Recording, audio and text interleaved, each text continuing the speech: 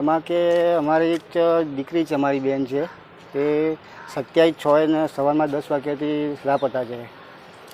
તે એને અમે શોધખોળ માટે અરજી બહુ આપી છે, પોલીસમાં અમે ફરિયાદ આપી છે પશ્ચિમમાં, પણ અમારી કોઈ કાર્યવાહી થતી નથી ત્યાં આગળ સાહેબ.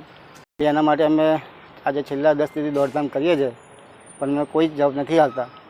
જેની પર શક લાગે છે અમે એ લોકોને ઉઠાઈ જઈએ, વાતચીત કરીએ એમની જોડે, કોઈ યાદ ચલાકી નથી કરતા એમની જોડે અમે. છતાંય અમારી પર અરજી ઊંધી લખવામાં આવે છે કે તમે એ લોકોને ઉઠાઈ કેમ જાઓ છો. આજે અમે ડીએસપી ઓફિસ સાહેબને તે આવેદનપત્ર પાઠવા આવ્યા છે કે અમારું સાહેબ કોઈ નિયમ કંઈક એનો નિકાલ લાવે. છતાંય દીકરી સાહેબ 18મું વર્ષ ચાલે છે અને અમે રહીએ છીએ પશ્ચિમ વિસ્તાર રાજુનગરમાં ટેલિફોન એક્ચરની સામે.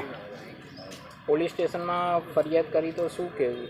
પોલીસવાળાએ અરજી લખી છે ને કે ભાઈ અમે 2-3 દિવસમાં કે ટ્રેક પર મૂક્યું છે કોલનું કે તપાસ કરીને પછી કહીશું. પછી અમે ફરી બીજા દિવસ પાછા બોલાયા એમને કે તમે જલકે જઈને ફરી લખાવી દો એકવાર કે.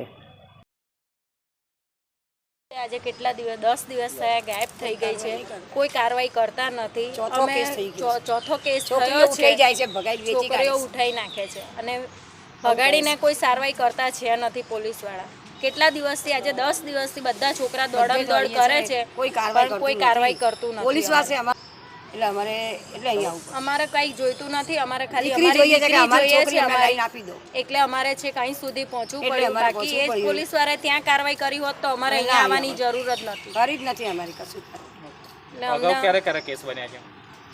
3 કેસ બન્યા છે. એ તો કેટલો ટાઈમ ખાસો ટાઈમ થયો છે, 10-15 વર્ષ જેવું થઈ ગયું છે.